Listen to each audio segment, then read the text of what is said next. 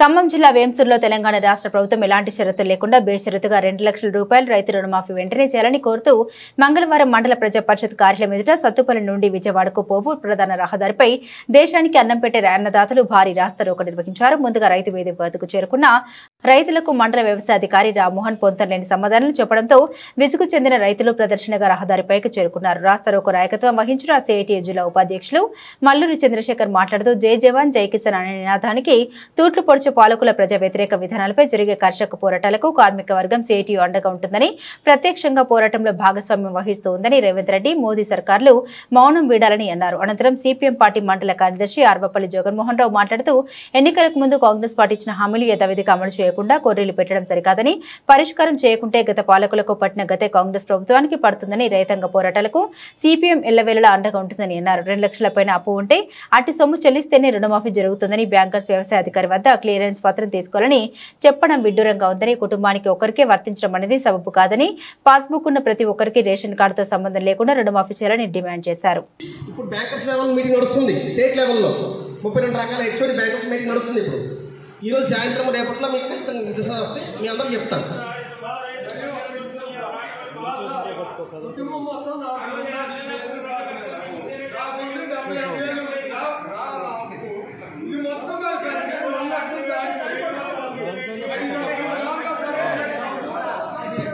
కుటుంబానికి 2 లక్షలు, కుటుంబానికి 2 లక్షలు మాఫీ. దానిలో కుటుంబం అన్ని బ్యాంకులు గెలుపున్నప్పుడు దాటితే కనుక అటు మాఫీ ఇస్తారు.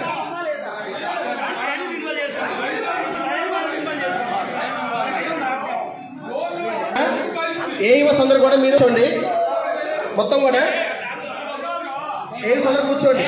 బాబు చెప్పేది నాకు ఫస్ట్ రైతు రుణమాఫీలో ఈ అధికారులకు కూడా ఒక క్లారిటీ లేకుండా ఉన్నది.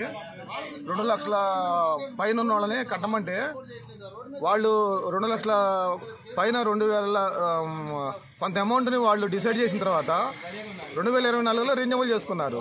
2024లో రెన్యువల్ చేసుకున్నప్పుడు సేమ్ అప్ ఎందుకు ఉంటుంది? వాళ్ళది ఫ్రెష్ పద్దు అవుద్ది కదా. 2023 డిసెంబర్ 9వ తారీఖు నాడు గవర్నమెంట్ కట్ ఆఫ్ డేట్ పెట్టింది. ఆ డేటు తర్వాత అమౌంట్ పెంచుకోవచ్చు, తగ్గించుకోవచ్చు. పెంచుకున్న వాళ్ళని మళ్ళీ కట్టమంటే రైతు ఏమైపోతారు? 2 నెలల క్రితం, 3 నెలల క్రితం, 4 నెలల క్రితం రెన్యువల్ చేసుకున్న రైతులు చాలామంది ఉన్నారు. వాళ్ళందరూ ఇప్పుడు చాలా సఫర్ అవుతున్నారు. అంటే 2023 డిసెంబర్ 9వ తారీఖు నాడు కట్ ఆఫ్ డేట్ పెట్టినప్పుడు వాళ్ళు రెన్యువల్ చేసుకుంటే అది ఫ్రెష్ పద్దు కిందకి వస్తుంది కదా. వాళ్ళు మళ్ళీ కట్టాల్సిన అవసరం లేదు కదా. అంటే ఇప్పుడు గవర్నమెంట్కి కూడా వాళ్ళకి క్లారిటీ లేదు, వాళ్ళకి అర్థం కావట్లేదు. వాళ్ళు చెప్పిన మాట ఇక్కడ ఈ సార్లు కూడా చెప్తున్నారు. ఇక్కడ దానివల్ల జనం చాలా ఇబ్బంది పడుతున్నారు. ఇవన్నీ కాదు, 2 లక్షల రూపాయలు గవర్నమెంట్ రేషన్ కార్డు పరిధిలో ఇస్తే మిగిలిన అమౌంట్ రైతులు కట్టుకోవడానికి ఎటువంటి ఇబ్బంది ఉండదు. రేవంత్ రెడ్డి గారికి పాలాభిషేకం చేస్తారు రైతులందరూ కూడా. ఇది నా యొక్క ఆలోచన. సరే, తెలంగాణ రైతు సోదరులకు, ప్రజలకు నా నమస్కారం. తెలంగాణ రైతు సంఘం అరవపల్లి, నా పేరు అరవపల్లి జగన్మోహన్ రావు. రేవంత్ రెడ్డి గారు ఏదైతే ఎన్నికల హామీలో ఇచ్చినటువంటి ప్రతి రైతుకి కూడా రుణం మాఫీ 2 లక్షల వరకు మాఫీ చేస్తున్నాను. ఇవాళకి వచ్చేవరకు కుటుంబానికి ఒకరికే 2 లక్షలు అంటున్నారు. ఇది సరైనది కాదు. గతంలో కూడా కేసీఆర్ గారు ఎట్నే చేసి మొత్తం మాఫీ చేయకుండా ఆఫ్ చేసిన పరిస్థితి ఉంది. అయితే ఇప్పుడన్నా రేవంత్ రెడ్డి గారు ప్రతి పాస్బుక్ ఉన్న రైతుకి ప్రతి ఒక్కరికి కూడా 2 లక్షల వరకు మాఫీ చేయాలని రైతు సంఘం తరఫున విజ్ఞప్తి చేస్తున్నాం. అదీగాక ఈ కార్డు లేదని మరి ఇట్లా కుటుంబానికి ఒక్కరికేననేది సరైనది కాదు. అయ్యా ఎన్నికలప్పుడు ఈ కార్డులు ప్రసక్తి తీసుకురాలేదు కాబట్టి ఎన్నికల్లో ఇచ్చిన హామీ ప్రకారంగా ప్రతి రైతుకి పాస్బుక్ ఉన్న ప్రతి రైతుకి 2 లక్షలు రుణమాఫీ ఇవ్వాలని, అట్టా ఇవ్వని పద్ధతుల్లో రైతుల్ని ఎక్కువ మందిని కూడేసి దీనికి వ్యతిరేకంగా నిరసన తెలియజేస్తాం. సత్యనారాయణ రెడ్డి, కందుకూరు గ్రామం, వేంసూరు మండలం, ఖమ్మం జిల్లా. గత టీఆర్ఎస్ ప్రభుత్వం రైతులకు రుణమాఫీ చేస్తామని చెప్పేసి మోసం చేసింది.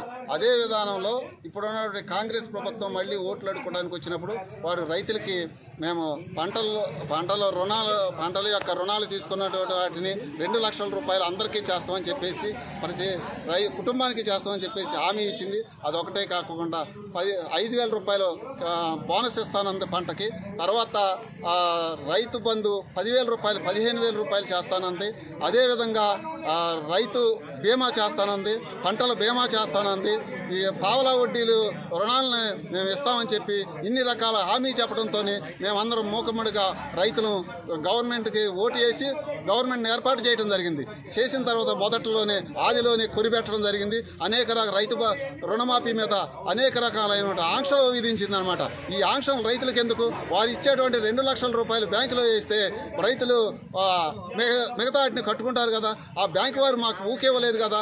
మాకున్నటువంటి ఆస్తుల మీదనే వాళ్ళు ఇచ్చారు కాబట్టి ఇన్ని కొరీలు పెట్టాల్సిన అవసరం లేదు. లక్షని 1,50,000 అని 2 లక్షలని 2 లక్షల పైన ఉన్న వాళ్ళకి దాని సరైన ఆధారం లేకోకుండా వాళ్ళు మాట్లాడే